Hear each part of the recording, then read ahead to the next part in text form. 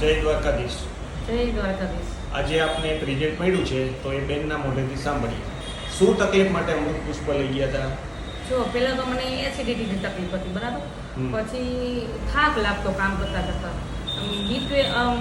મને એમાં તો B12 ઘટે છે એવી મને ઈચ્છા હતી, કારણ કે હિમોગ્લોબિન મારે ફૂલ હતું, એમાં કાંઈ તકલીફ નહોતી. પ્રોટીન આખા શરીરના મેં જે રિપોર્ટ કઢાવ્યો તેમાં બીજું કોઈ તકલીફ નહોતી, કે આ થાક શેનો છે ખ્યાલ નહોતી. પછી મને યાદ આવ્યું કે અમૃત પુષ્પ ચાલુ કરી, તો અમૃત પુષ્પ ચાલુ કર્યું ને ત્યાંથી મને જે એસિડિટી છે એ એમ 90% કાબૂમાં આવી ગઈ.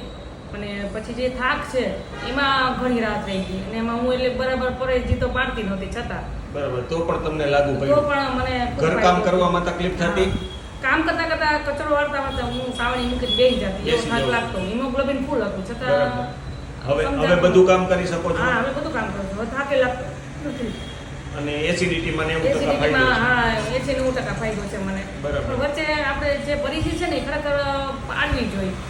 100% પરેજી કરો તો વધારે હા, result 100% મળે છે. પરિસ્થિતિ કરું ને તો ખૂબ ફાયદો થાય એમ છે. બરાબર છે. અને મારે 8 દિવસ થઈ ગયા, પૂરું થઈ ગયું હતું, રોડ ઉપર જ રહું છું, છતાં મને આવવા માટે થઈ ગઈ. ખરેખર હજી આપણે 2 દિવસની હોય ને તો આ અમૃત પુષ્પ લઈ લેવું જોઈએ. બરાબર. અને ના, ખૂબ ના. સારા ફાયદા છે આનાથી. ઘણું બધું રિઝલ્ટ કહેવાય. ઘણું સારું દ્વારકાધીશની કૃપા. રિઝલ્ટ કહેવાય. જય દ્વારકાધીશ. જય દ્વારકાધીશ.